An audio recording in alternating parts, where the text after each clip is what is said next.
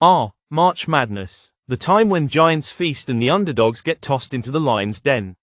And here we have Duke, the big bad #1 seed, squaring off against Mount St. Mary's, a 16 seed fresh off a first four victory. A true David versus Goliath, except this time, David's holding a rubber band and Goliath's got a wrecking ball. Let's get into it. Now, let's talk numbers. Duke, a 31-3 powerhouse, is strutting in as a 32.5-point favorite. That's not just a line, that's an entire canyon. Mount St. Mary's, they're rolling in with a 22-12 record, but let's be honest, that doesn't mean much when you're about to step into the Lenovo Center against the Blue Devils. But, a wrinkle. Duke's Cooper Flagg, the Wooden Award frontrunner, the guy who leads the team in every single stat worth mentioning, has been nursing a sprained ankle since the ACC quarterfinals. Expected to play, sure, but at what capacity? That's the real question. Is he gonna be the same unstoppable force? Or are we looking at a well-dressed decoy? For Mount St. Mary's, they've got Dole Adebayo, who dropped 22 points against American. He's got range, he's got size, but does he have the power to outmaneuver the towering giants of Duke? That's a tall order, literally. Here's the reality check. Mount St. Mary's, bottom 10 in turnover rate.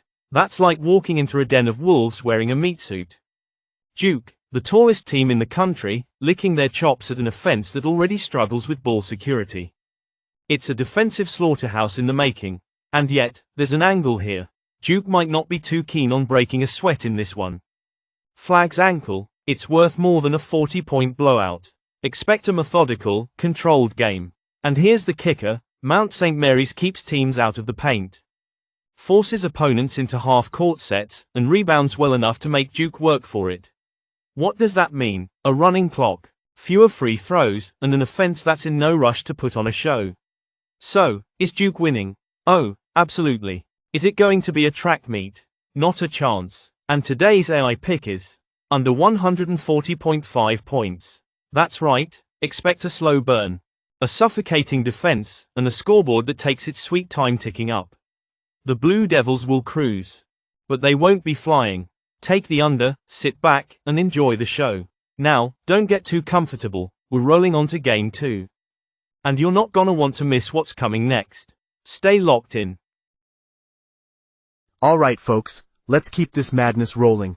Next up, the Florida Gators, a #1 seed, facing off against Norfolk State, a 16 seed that's got nothing to lose and everything to prove.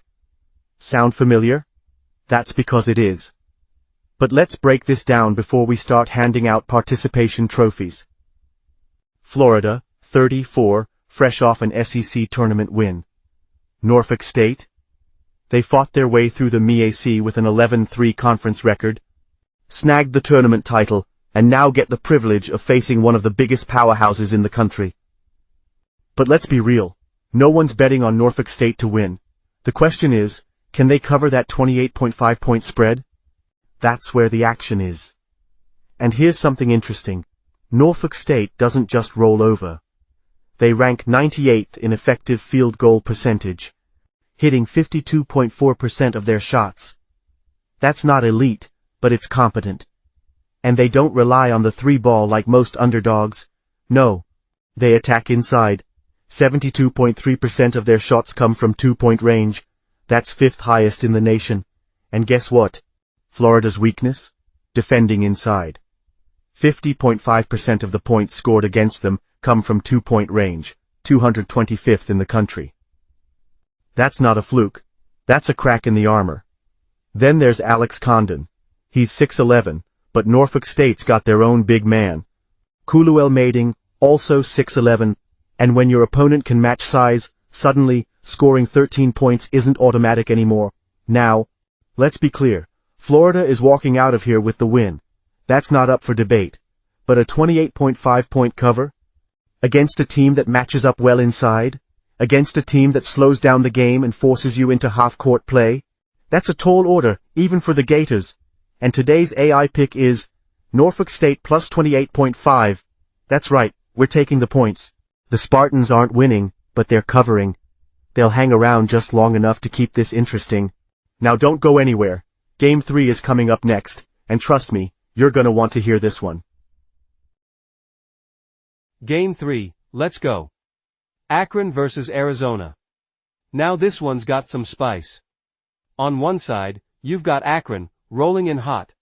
Winners of 7 straight. On the other, Arizona, stumbling in with a mixed bag of performances. Let's talk Akron. 28-6 record. High-powered offense dropping 84.6 points per game. They shoot 47.3% from the field, a deadly 36.4% from deep, and they've been torching teams left and right. Nate Johnson? 14 points, 5 rebounds, 3.5 assists, he's the guy steering the ship. And they rebound well enough to keep things competitive. Now Arizona, 22-12, talented but inconsistent. They've had big wins, taking down Kansas and Texas Tech, but they've also been knocked around by Houston and Kansas. Caleb Love?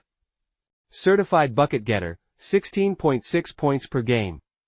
And here's where things get interesting. Arizona's got a rebounding edge at 39.6 RPG compared to Akron's 39.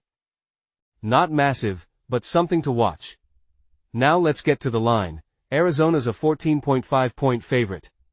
That's hefty. Akron's hot. They've covered in 4 of their last 6 games, and Arizona? Just 2-4 ATS in their last 6. So, does Akron have a shot? If they keep the pace high and hit their shots, they'll be in this one. Arizona's the better team, but covering 14.5 against a confident squad? Dicey. And today's AI pick is Akron plus 14.5. The Zips are keeping this one closer than expected. Arizona gets the win. But Akron makes them work for it. Don't blink, Game 4 is up next, and it's about to get even better. We've got movement, people. Troy versus Kentucky, and the line has just slid to 11.5. That's not just a number, it's a shift in perception. Someone somewhere sees something. So let's get into it. Kentucky walks in at 22-11, coming off a brutal 99-70 beatdown at the hands of Alabama. That's not just a loss, it's an ego check. The Wildcats are still the lead on offense, dropping 85.3 PPG while shooting 48.2% from the field. But let's not pretend they've been world beaters lately. Troy, they're here to cause problems. 23-10 on the year, fresh off a 94-81 win over Arkansas State, and playing with house money. They don't bomb from deep, just 29.9% from 3, but they grind. They're forcing 13.7 turnovers per game, and their defense, 25th in the nation in PPG allowed at 65.4. That's not a fluke. Now let's talk weaknesses. Kentucky's defense is Lee Keisman is 7.9 PPG allowed, ranking 321st. They're not stopping anyone. And that's where this line movement makes sense. The early 10 was generous, but someone decided Kentucky winning by 12 is risky. Tate and Kennerway for Troy. 21 points, 6 boards, 4-7% shooting in their last win. The kid's feeling it. And if Troy gets to the line 84.6% last game, 7-2% on the season, Kentucky's gonna have problems late. Here's what matters: Kentucky wins this game. But can they cover? Troy doesn't play scared, and their defense is the best unit on the floor in this matchup. And today's AI pick is Troy 11.5. That's right, we're trusting the Trojans to make this messy.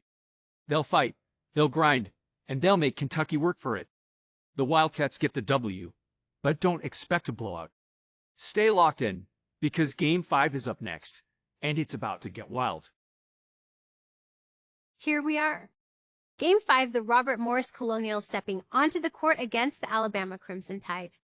2 seed versus 15 seed, and we all know how this story is supposed to go. But the question isn't who wins, it's who covers. Let's get into it. Robert Morris. 26-7 winners of the Horizon League and riding a 10-0 heater. The Colonials are 8-2 ATS in their last 10, meaning they don't just win the cover. Horizon League Player of the Year Alvaro Falgares. 14.1 PPG, 9.1 RPG, the man's a problem in the paint.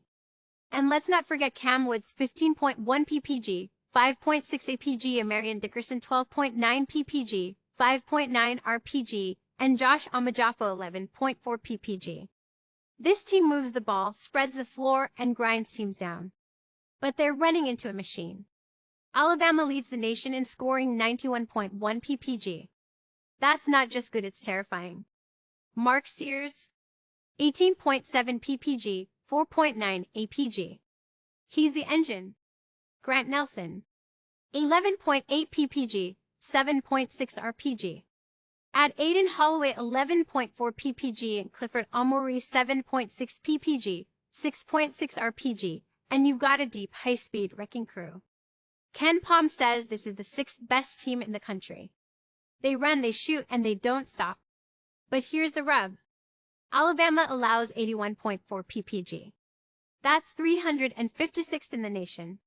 Translation. They can score, but they don't stop anyone. Robert Morris. They score 7 to 6.4 ppg. They aren't lights out, but against this defense, they can hang. The spread is Alabama 23. Do we trust the Tide to put their foot down for 40 straight minutes? Doubtful. Do we trust a red-hot Robert Morris team to punch just enough holes to keep this respectable? Absolutely.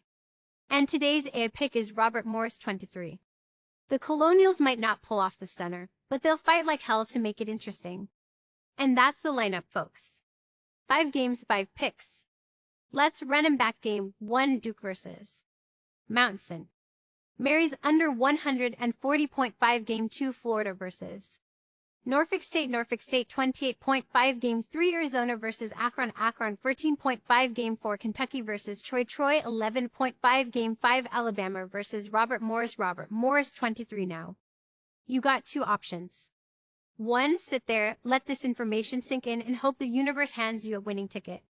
Or 2, hit that like button, subscribe, and let the A keep dropping knowledge like it's the final round of Jeopardy. The picks are in.